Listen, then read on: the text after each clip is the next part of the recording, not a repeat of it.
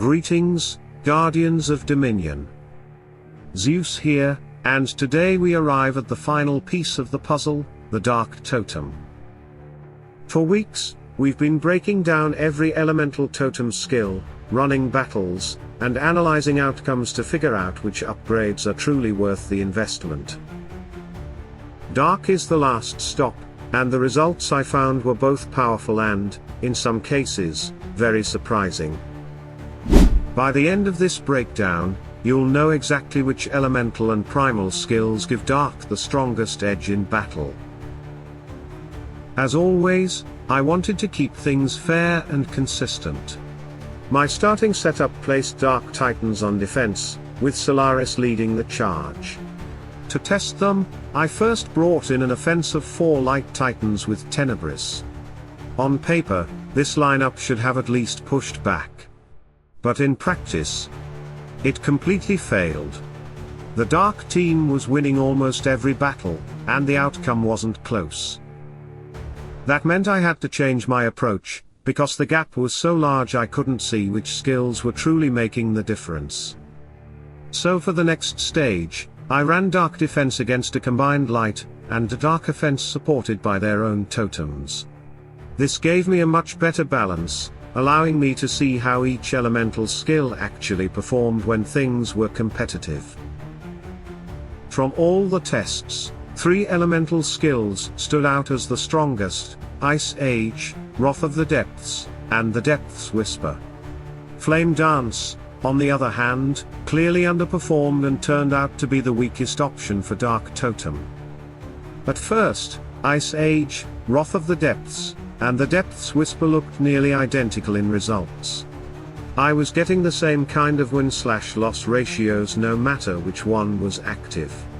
To break the tie, I swapped Solaris out and tested a slightly different Dark team with Araji, Hyperion, and Eden.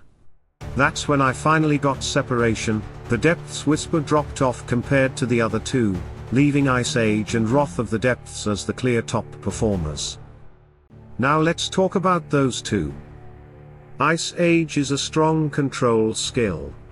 The moment your opponent's base totem activates, their titans are frozen for 1 second, completely losing their ability to act.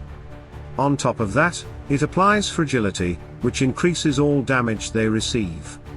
At max rank, that fragility is a 55% damage bonus lasting up to 13 seconds. That's a brutal debuff that gives Dark Titans a massive opening to punish the enemy team. Wrath of the Depths, on the other hand, is one of the strangest results I've seen. When one of your allied titans dies, it turns to stone, rises above the battlefield, and crashes down into the center of the enemy team. The impact deals over 2 million area damage and stuns enemies for 3.5 seconds. And here's the key: it only activates once per battle. You'd think a one-time skill wouldn't stand up against something like Ice Age's repeated debuffing, but in practice, Wrath of the Depths held its ground. In fact, in a few matchups it even performed slightly better than Ice Age, though the margin was very slim. Usually when I finish a test, I can explain why the winning skill makes sense. With Earth, Flame Dance's raw damage and Murmur of the Crag's Shield Reflect combo had clear logic behind them. But here with Dark, Wrath of the Depths performing this well just doesn't fully add up. One-time activations normally don't outshine continuous effects. Still, the data is what it is. Wrath of the Depths and Ice Age are both top-tier options for your Dark Totem. That brings us to the primal skills. Narrowing these down was much harder, because several looked strong in different scenarios. Some leaned defensive, others offensive, and depending on the battle flow, they all had moments where they shined. But after dozens of matches, the most consistent outcome came from Triple Cycle. Triple Cycle is a versatile support skill. If a Titan gets a shield, they also get healed.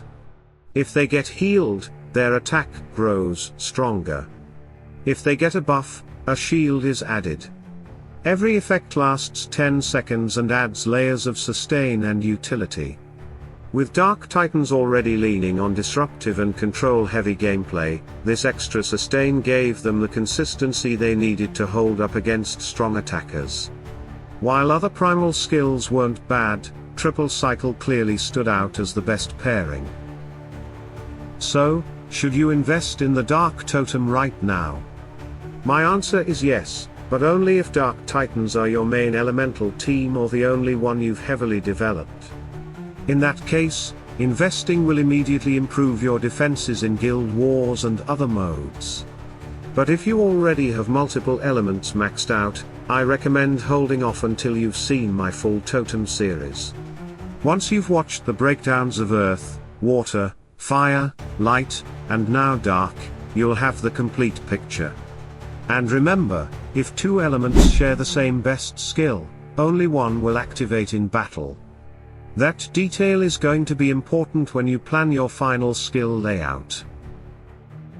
So, to bring it all together, Ice Age and Wrath of the Depths stand out as the two most reliable elemental skills for Dark Totem, with Triple Cycle taking the crown among primal skills. The Depths Whisper had its moments but fell behind in tougher setups, and Flame Dance just didn't hold up.